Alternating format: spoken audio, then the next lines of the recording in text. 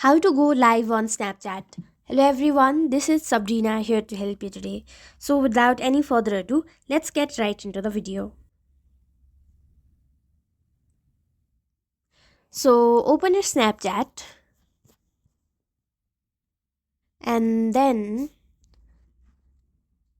as you can see there is no live option for now.